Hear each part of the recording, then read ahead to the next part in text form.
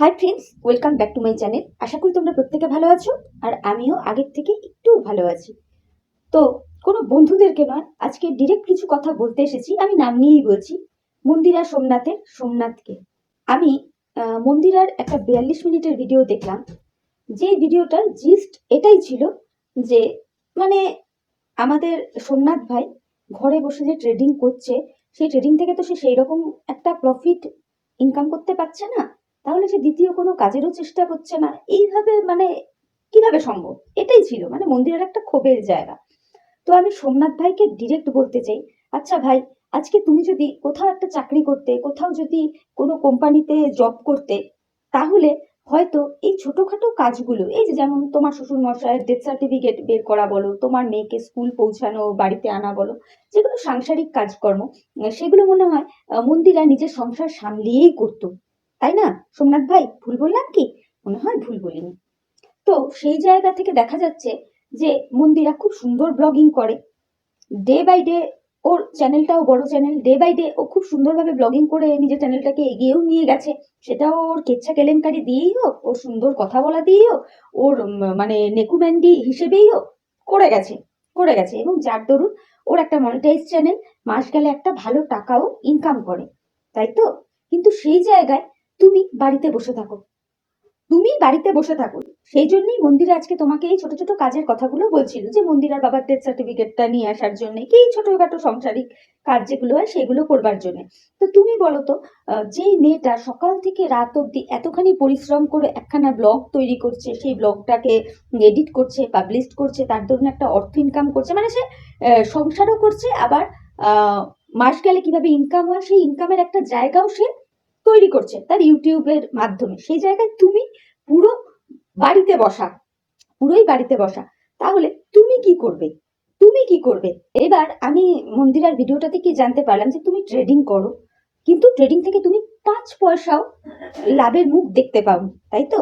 আমি জানি না তুমি কি ধরনের ট্রেড করো, ইন্টারডে ট্রেড করো নাকি লং টাইমের হিসেবে ট্রেড করো, আমি জানি না। তবে ভাই এইটুকু বলবো, ট্রেডিং এমন একটা বিষয় না, না শিখে যদি তুমি করতে যাও, লস তুমি খাবেই, লাভের মুখ সারা জীবনে দেখতে পাবে না, সারা জীবনে দেখতে পাবে না।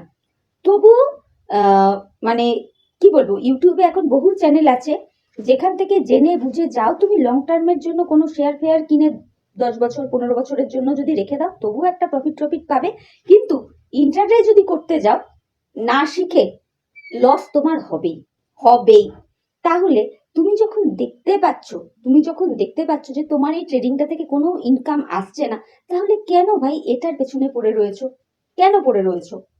এর ট্রেডিং তখন করো, তুমি আগে নিজে শেখো, ভালো এক্সপার্টাইজ দ্বারা তুমি ট্রেডিংটা ভালোভাবে শেখো, দেন তুমি ট্রেড করো, দেন তুমি ট্রেড করো। না হলে দেখবে ঘরের জমানো সমস্ত অর্থ না তোমার এই ট্রেডিং এর পেছনেই চলে যাচ্ছে, কিন্তু তুমি লাভের মুখ কিছুই দেখতে পাচ্ছ না। তো আমার যতদূর মনে হলো, তুমি হয়তো ইন্টারনেট ট্রেড করারই চেষ্টা করো। তুমি কি কোথাও ট্রেডিং শিখেছো? যদি না শিখে থাকো, এই ভুল পদক্ষেপ আর নিও না। যা করে ফেলেছো করে ফেলেছো, আর এই ট্রেডিং এর ভূত মাথার মধ্যে রেখো না। আমি কেন এতগুলো কথা বলছি, আমার হাজবেন্ডও ট্রেডিং করতো তো, কিন্তু আমি দেখেছি ও কি লস খায়নি, আমি আমার হাজবেন্ডের কথা বলেছি, লস খেয়েছে। ট্রেডিং এর মূল একটা জিনিস কি জানো তো? লোভ সম্বরণ। লোভ সম্বরণ। যারা ইন্টারডে ট্রেড করে, ট্রেডিং শুরু হয় সকাল 9টা থেকে বেলা 3টা অবধি হয়, তাই তো? আমি দেখতাম আগেও শেয়ারগুলোকে অ্যানালাইজ করতো, কোনটা কি আপস অ্যান্ড ডাউন চলছে, সেই বুঝে ট্রেডটা ধরতে হয়, কখন ট্রেড ধরবে কখন ছাড়বে, এগুলো একটা ব্যাপার থাকতো। তো ধরো, লোভটা সংবরণ কেন বললাম? প্রফিটের আশা, অতিরিক্ত যদি তুমি প্রফিটের আশা করো ইন্টারডে ট্রেড থেকে, তাহলে জানবে তোমার লস হবেই। কারণ কি, তুমি না জেনে না শিখে করছো, না জেনে না শিখে করছো। বুঝতে পেরেছো?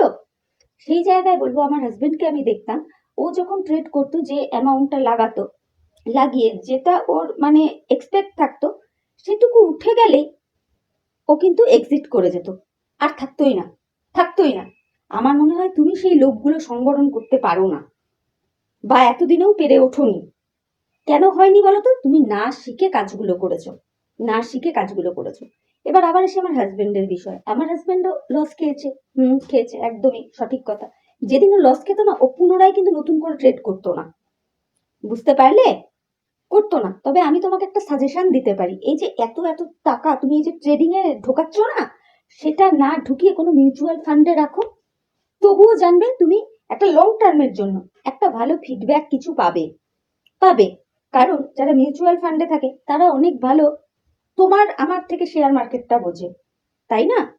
তো আজকের দিনে দাঁড়িয়ে মন্দিরা যে কথাগুলো বলেছে না, একদম সঠিক কথা বলেছে, যে যেই কাজ থেকে আমার 2 পয়সা ইনকাম নেই, উপরন্ত পয়সার খরচের পর খরচ হয়ে যাচ্ছে, খরচের পর খরচ হয়ে যাচ্ছে, তো সেই কাজটা করে মানেটা কি? তো ভাই এখনো বলবো, ট্রেডিং এমন একটা জিনিস, না শিখে করতে যেও না, পুরো ডুবে যাবে, পুরো ডুবে যাবে। রিকোয়েস্ট করবো তোমাকে, ভালো জায়গা থেকে শেখো, দেন তুমি ট্রেডিং করো।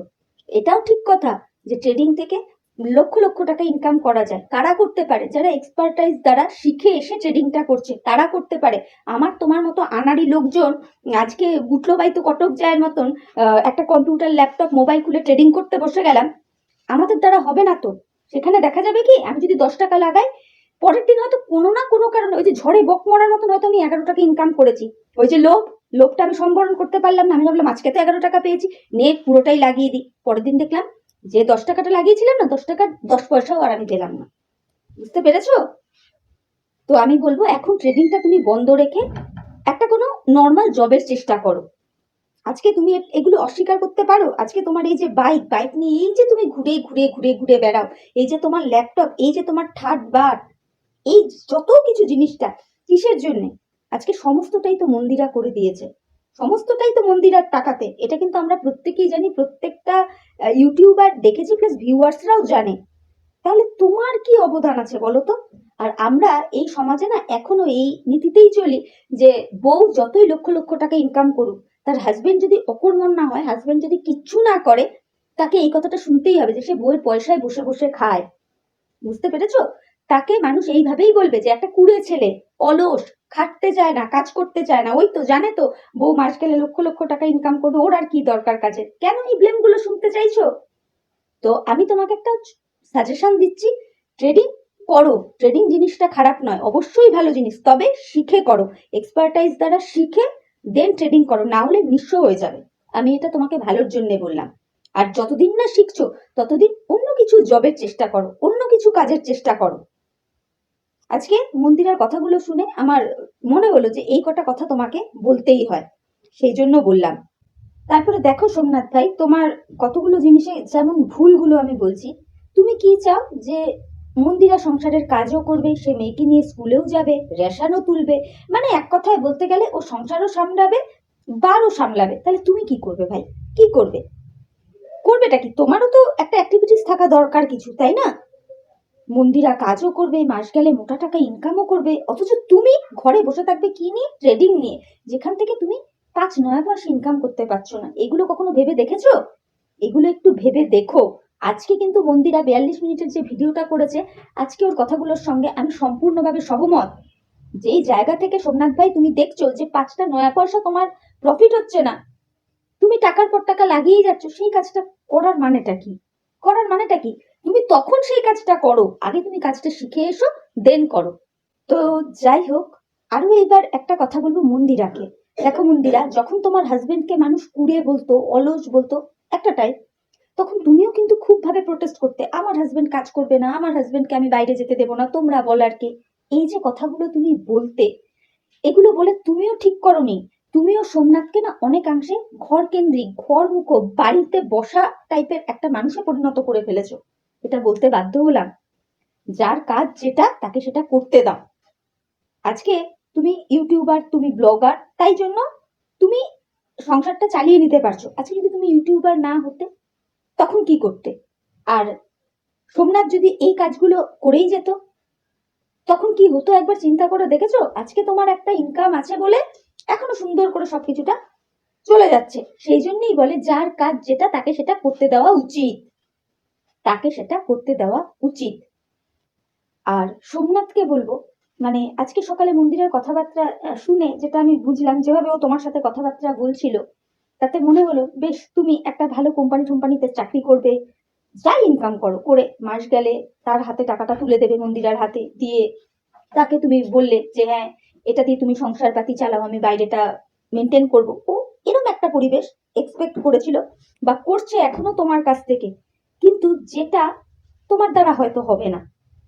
তোমার দ্বারা হয়তো হবে না, কেন হবে না বলো তো? তোমার মাথায় তো ওই ট্রেডিং এর ভূত চেপে বসে আছে। তুমি ভাবছো আজ হচ্ছে না কাল হবে, কাল হচ্ছে না পরশু হবে, পরশু হচ্ছে না 10 বছর বাদে হবে। তাহলে কবে নিজের পায়ে দাঁড়াবে? যখন তোমার 60 ইয়ার্স ওল্ড হয়ে যাবে তখন? এই ভুলগুলো করো না সোমনাথ ভাই, আমি রিকোয়েস্ট করছি। তো চলো, মনে হলো যে তোমাদেরকে এই কটা কথা বলা যায় তাই বললাম। আর আমি আমার ভিউয়ার্স বন্ধুদের বলবো যে তোমরা একটু বিচার বিশ্লেষণ করে দেখো আমি যে কটা কথা বললাম ঠিক বললাম না ভুল বললাম। যদি তোমাদের মনে হয় যে হ্যাঁ আমার কথায় যুক্তি আছে, তাহলে তোমরা তোমাদের মূল্যবান মতামত আমার কমেন্ট বক্সে জানিও। আর ভিডিওটা দেখে ভালো লাগলে অবশ্যই লাইক কমেন্ট শেয়ার আর সাবস্ক্রাইব করে আমার চ্যানেলের পাশে থেকো। তাহলে চলো আজকের মতো বিদায় নিচ্ছি, নতুন একটা ভিডিওর সাথে দেখা হয়ে যাবে। প্রত্যেকে ভালো থেকো, টাটা বাই, গুড নাইট।